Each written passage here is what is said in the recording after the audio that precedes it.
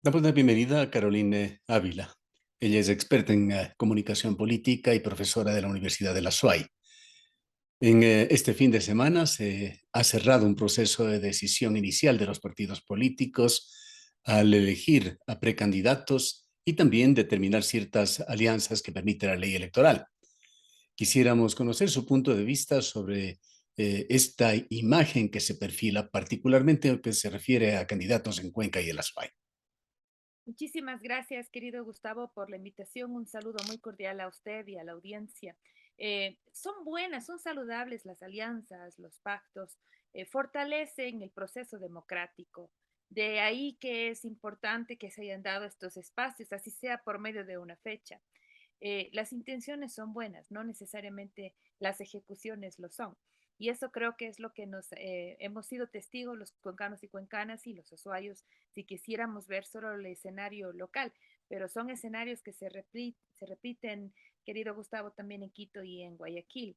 Entonces, pero mirando sobre todo el escenario local, nos extrañó no ver procesos democráticos fuertes en primarias en donde la base, la militancia, el soporte social de cada partido o movimiento político se pronuncia. Que era el propósito fundamental de Al los cambios final que del se día introdujeron es el ahora. propósito. Así es, se supone que es un ejercicio de primaria para trabajar a nivel interno, democráticamente, las elecciones de esos representantes para evitarse inconsistencias ideológicas, fallos en las propuestas, configuraciones de equipo que no responden a un grupo social en particular. Entonces, lamentablemente lo que vemos, eso sí, es un número interesante de candidatos sin partido y un número interesante de partidos y movimientos políticos sin candidatos, que terminaron tratando como en los exámenes en el colegio, Gustavo, cruce una con una línea y vea quién combina con qué, pero con un objetivo único que es más bien de tipo electoral, antes que el objetivo, diremos, de poder llegar al puesto a servir o a tener un proyecto en concreto que les una y que con ese proyecto se arranque una campaña. No es lo que vimos son más bien nombres que se barajaban y sus potenciales electorales los que terminaban decidiendo si ir o no con una línea. Se ven algunos datos macro que algo dicen sobre una transición, un cierto cambio que se está dando. Primero, el número de candidatos no será tan alto como en las pasadas elecciones. Al momento se registran como precandidatos 11 para la alcaldía, 10 para la prefectura, sin posibilidades de que suba esta cifra, más bien podría bajar hasta el momento ya de la inscripción definitiva. Hay otro tema adicional más allá de las acciones afirmativas que se van introduciendo con respecto a jóvenes y mujeres, por lo menos para las principales dignidades, alcaldía y prefectura, la presencia femenina es escasa. Para candidatos, candidatas a alcalde hay una sola mujer y para la prefectura tres. Justamente, al menos hay. Yo pensé sinceramente que en la alcaldía ni siquiera se iba a tener una candidata mujer. Y eso sigue siendo el reflejo de lo que está pasando en el acceso a la mujer a espacios de decisión, a espacios de mayor comportamiento político. Creo que la experiencia que Cuenca vivió hace 4 años atrás y la provincia de la SUAY en sí mismo dejó con mucho temor a las mujeres de participación, lo que está viviendo Cintia Viteri, que puede ser favorita o no de algunos de los que nos están viendo y escuchando, pero es verdad que existe una acusación no solamente de su gestión política, que está bien, porque para eso está la vida pública, para eso está el servidor público, sino que se está haciendo una acusación puntual a su forma de vida, a sus decisiones personales, y eso de alguna manera hace que la participación de las mujeres se vea más comprometida, más difícil, un desafío enorme para quienes quieran participar en ese contexto por todo lo que saben que tendrán que afrontar y no todo el mundo está como para ese tipo de conflicto, de comportamiento político. Es muy duro para una mujer decidirse por ser política y asimismo también es duro que le ofrezcan, no es tan sencillo que tengan invitaciones, no es que se ofrezcan así a todo pulmón. No es así. Eso también compromete mucho la participación de la mujer, que por supuesto estamos viendo con pena, con lástima, con dolor, que no sea todavía esa participación equitativa, profunda, activa y dinámica que se esperara, que ya sea a estas alturas de la vida, luego de tener tantos años, acciones afirmativas, legislación, regulación, que se supone que debería favorecer la participación política con mayor inclusión. Aspecto que se evidencia, no tenemos la información como para sacar promedios, pero aparentemente el promedio de edad de los candidatos disminuiría para estas elecciones. Son cada vez menos las viejas y clásicas figuras las que participan. Sí, eso me parece interesante. Habrá que ver cómo termina de configurarse la papeleta, pero como para alcalde, la edad, por ejemplo, está en 18 años, según el Código de la Democracia. Entonces hay muchas facilidades en ese contexto. Por el otro lado, también cada vez existen menos requisitos políticos, no solamente porque el Código de la Democracia no lo exige, sino también porque la sociedad tampoco valora o premia esa trayectoria, esa carrera política. Sin embargo, en la papeleta parece que vamos a ver algunos cromos repetidos, como se decía, ¿no? Gente que estuvo ya hace 4 años atrás y que este año, en esta edición, perdón, vuelven a intentar. Entonces, eso nos llama la atención a nivel de la alcaldía de Cuenca, sobre todo. En la prefectura no me parece que está sucediendo eso, pero a nivel de alcaldía sí. Y eso, digamos que también llama la atención, indistinto de la edad, existen estas segundas veces. Vamos a ver cómo les va ahora, ¿no? Con todas estas alianzas, unas un tanto forzadas, otras por conveniencia, realmente hay una mezcla que aún hay que analizarla en cuanto a qué oferta electoral van a tener los ciudadanos para elegir. Está por allí el tema de los antecedentes de los candidatos, la coherencia ideológica, política, su conocimiento de causa de la ciudad, de la provincia, cuáles deberían ser aquellos temas fundamentales, ya sea de Cuenca o de la SUAY. Aún está esto por verse. Y justamente eso es lo que llama la atención, Gustavo, porque una alianza, un pacto político, que son muy buenos, saludables, que no deberíamos satanizarlos, ¿no es cierto? Porque permiten gobernabilidad, permiten una posibilidad de actuar en términos ya de gestión, de ejecutivos. Sin embargo, no hemos visto que esos pactos se configuren sobre la base de un programa o un proyecto de ciudad o de provincia o una línea, una base concreta sobre qué tipo de conceptos o líneas de trabajo los partidos y movimientos políticos tienen, como para ver si se encuentran o no coincidencias o cuáles son las líneas rojas en las cuales no se van a transar. Pareciera que la conversación en la mesa estaba de qué manera capturamos más al electorado, qué potencial tiene este candidato versus el otro, porque no se está configurando lo político a partir de los objetivos de ciudad o de provincia, sino a partir de objetivos electorales. Y eso no permite, por ejemplo, que los pactos puedan tener durabilidad. Un pacto configurado en ese contexto, una alianza prevista bajo ese contexto, lo único que asegura son los 40 días de campaña, porque si es que ganan en el día 41 se están separando. Es lo que vimos, por ejemplo, hace 4 años atrás, con quienes participó Pedro Palacios. Recordemos que inclusive Democracia Sí le estaba auspiciando. Y a renglón seguido se separó de quienes participó.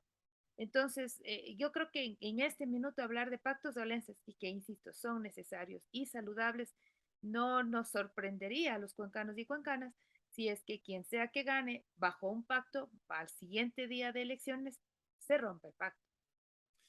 ¿Alguna sorpresa o algún candidato o tema que se genera por esta elección preliminar que le llame la atención?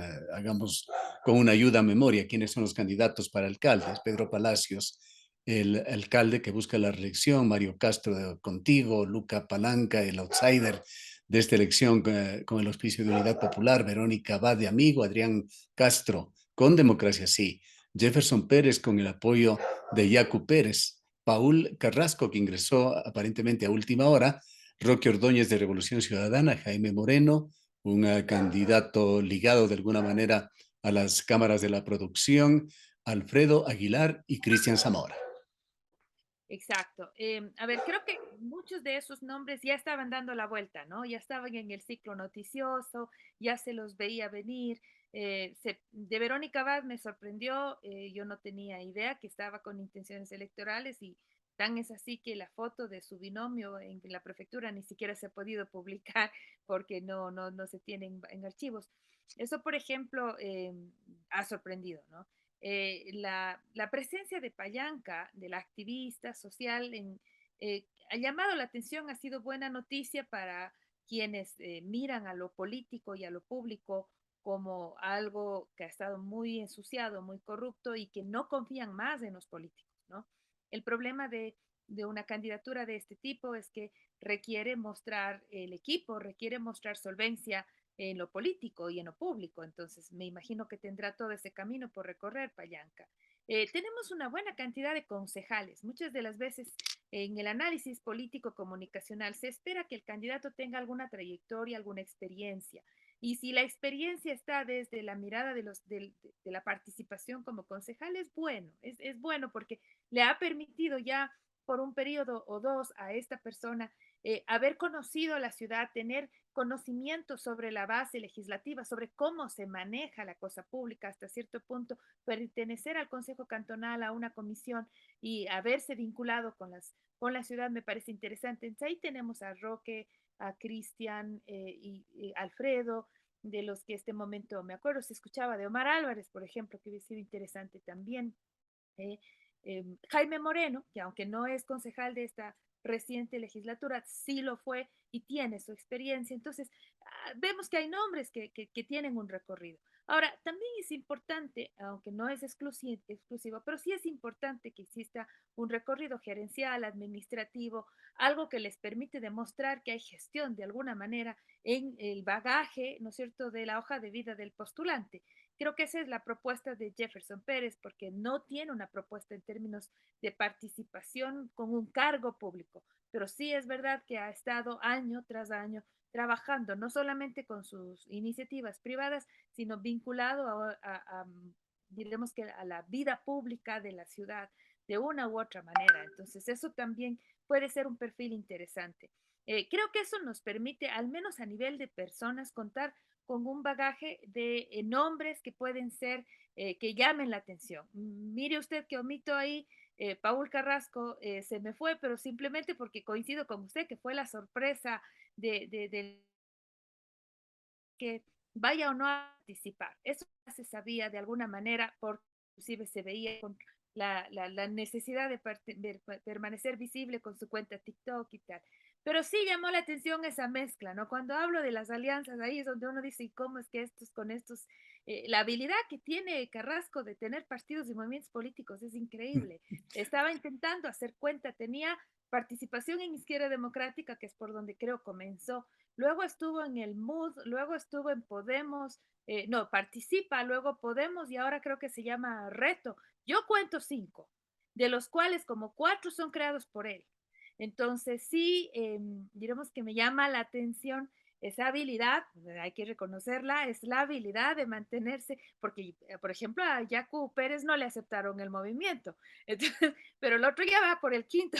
Entonces interesante, en todo caso eso como para el análisis, en qué línea ideológica irá, cuál va a ser la propuesta programática, será lo que ahora le corresponda a Carrasco plantear y sobre todo cómo se perfilan esas alianzas con el partido de gobierno, que Claro. este es otro detalle que lo menciono El con tema, el mucho. tema quizá más interesante aquí es analizar qué pasa con Creo y cómo es que hace una alianza con Carrasco cuando Bueno, en las anteriores elecciones, cuando compitió con Guillermo Lazo, fue último, me parece que arañó apenas un 0,25% de la población. Pepe Jara, creo que era. Entonces, y tiene, además tiene funcionarios del gobierno que están terciando, uno de ellos Adrián Castro, y no procedió por ahí la alianza. El mismo Marcelo, entiendo que no es que salieron peleados, y el Igualdad está saliendo con Alfredo, pero creo, o sea, a mí, diremos la habilidad política de Carrasco en todo caso, ¿no? Vayamos asimismo con un rápido vistazo a los candidatos a la prefectura.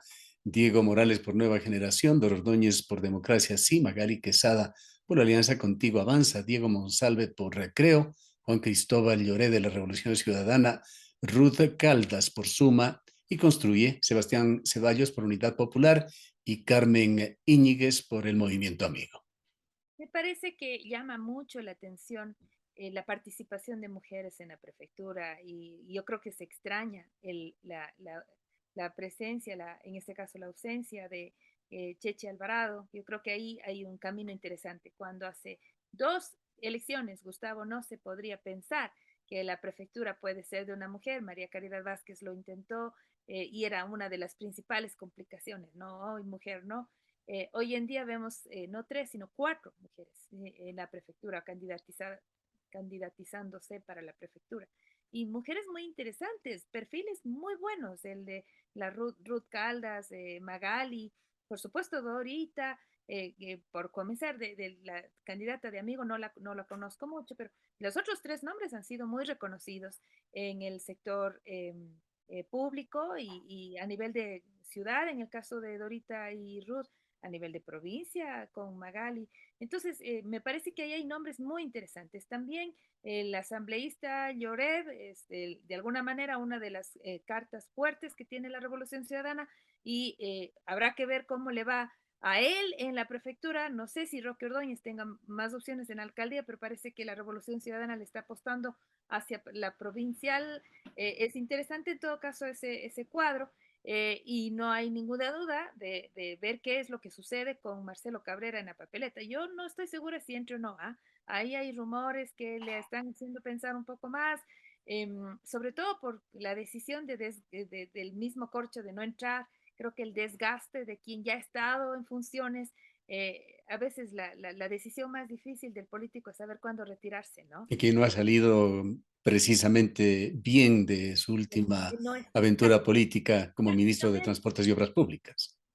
siguiendo con la analogía, los andinistas dicen que hay que retirarse cuando uno todavía tiene Ujú. oxígeno. ¿Por qué? Porque necesitas el oxígeno para bajar. No puedes retirarte, no puedes comenzar a descender la montaña cuando se te acabó el oxígeno, porque entonces mueres. En el regreso se muere. Entonces, lo mismo sucede en política. Hay que saber cuándo decir ya no más. Y hay que decir cuando todavía le queda capital político para poder salir por la puerta grande. Yo creo que eso entendió el Corcho Cordero, aunque estaba muy tentado, pero se dio cuenta de alguna manera cómo estaban las condiciones de tipo social.